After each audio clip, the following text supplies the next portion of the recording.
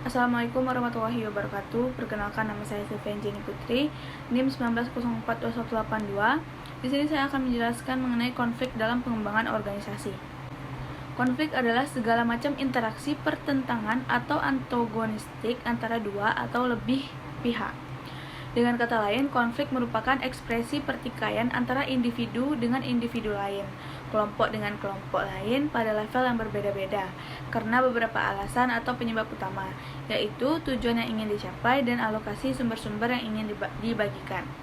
Di samping itu, sikap antagonistis atau kontroversi yang ditunjukkan oleh seorang dalam situasi atau peristiwa tertentu dapat menyebabkan konflik dalam suatu organisasi.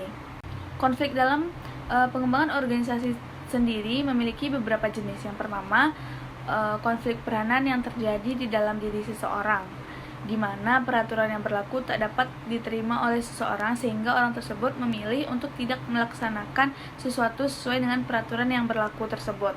Yang kedua, konflik antar peranan atau interrole konflik, di mana orang menghadapi persoalan karena dia menjabat dua atau lebih fungsi yang saling bertentangan, seperti seseorang yang menjadi mandor dalam perusahaan tetapi juga sebagai ketua serikat pekerja.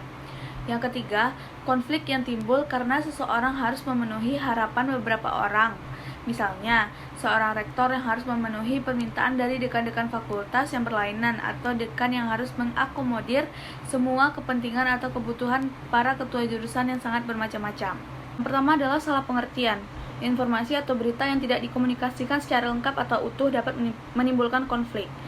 Informasi yang lengkap dan jelas tetapi tidak disampaikan tepat waktu juga dapat menimbulkan konflik.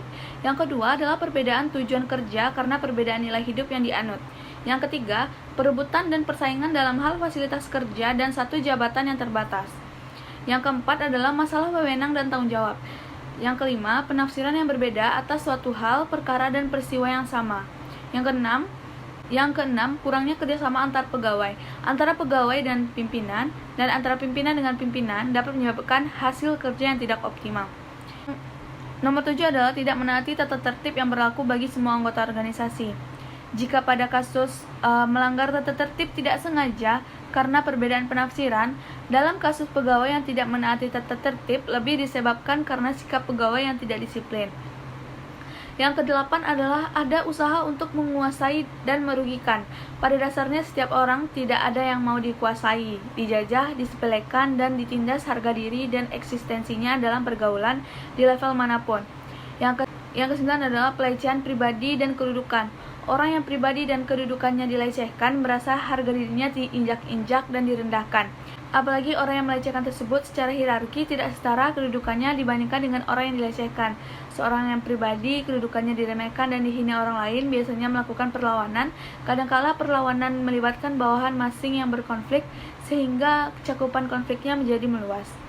Yang 10 adalah perubahan dalam sasaran dan prosedur kerja.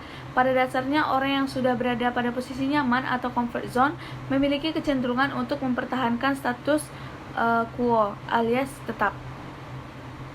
Selain itu, jika dipandang dari sumber konfliknya juga bisa timbul karena adanya beberapa sebab. Yang pertama adalah konflik individu. Konflik individu ini timbul ketika seseorang individu sedang menghadapi pekerjaan yang tidak disukainya di satu sisi, tetapi harus dilakukannya pada sisi yang lain sebagai bentuk konsekuensi dari status dan jenjang kepangkatan yang melekat pada dirinya. Yang kedua, konflik antar individu timbul dalam suatu organisasi akibat perbedaan latar belakang, etnis, suku, agama, tujuan, dan kepribadian antar individu. Yang ketiga, konflik antar individu dengan kelompok. Hal ini terjadi karena individu tertentu sebagian dari kelompok dalam suatu organisasi kurang bisa memberikan manfaat bagi kelompoknya, baik secara langsung maupun tidak langsung, sehingga dikucilkan dari pergaulan kelompok tersebut. Yang keempat adalah konflik antar kelompok. Konflik ini terjadi karena perbedaan kepentingan dan tujuan yang satu sama lain tidak ada yang mau mengalah. Yang kelima adalah konflik antara kelompok dengan organisasi. Konflik ini timbul ketika organisasi menuntut target produktivitas terlalu tinggi, sedangkan para individu atau anggota organisasi hanya bisa memberikan terlalu rendah. Yang keenam adalah konflik antar organisasi. Timbul sebagai akibat persaingan bisnis, persaingan memperoleh pengakuan atau pengaruh dari masyarakat. kesalahpahaman antar individu anggota organisasi saja, tetapi mengakibatkan eskalasi masalahnya melibatkan masing-masing organisasi sehingga pihak manajemen harus turun tangan. Akibat konflik dari pengembangan organisasi menimbulkan beberapa dampak. Yang pertama, dampak positif.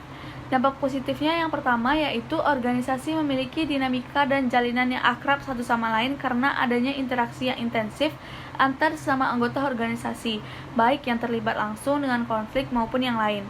Yang kedua, orang-orang yang pernah berkonflik memahami akan dampak yang diakibatkan oleh konflik yang dilakukan, sehingga pengalaman masa lalu dapat dijadikan sebagai pelajaran berharga dalam bekerja. Yang ketiga, konflik yang timbul tetapi bisa diredam dan dikelola secara baik dapat melahirkan kritik-kritik membangun, cerdas, kreatif, dan inovatif demi kebaikan organisasi secara keseluruhan, baik jangka pendek maupun jangka panjang.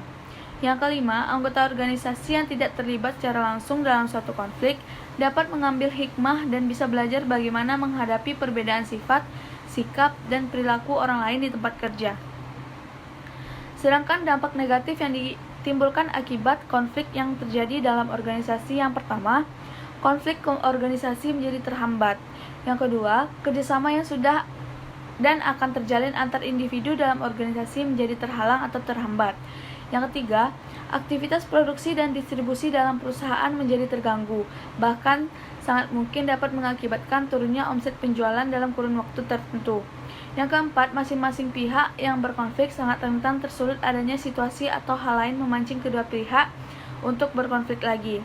Yang kelima, bekerja dalam situasi yang sedang berkonflik menyebabkan orang yang tidak ikut berkonflik pun ikut merasakan dampaknya seperti situasi kerja yang tidak kondusif.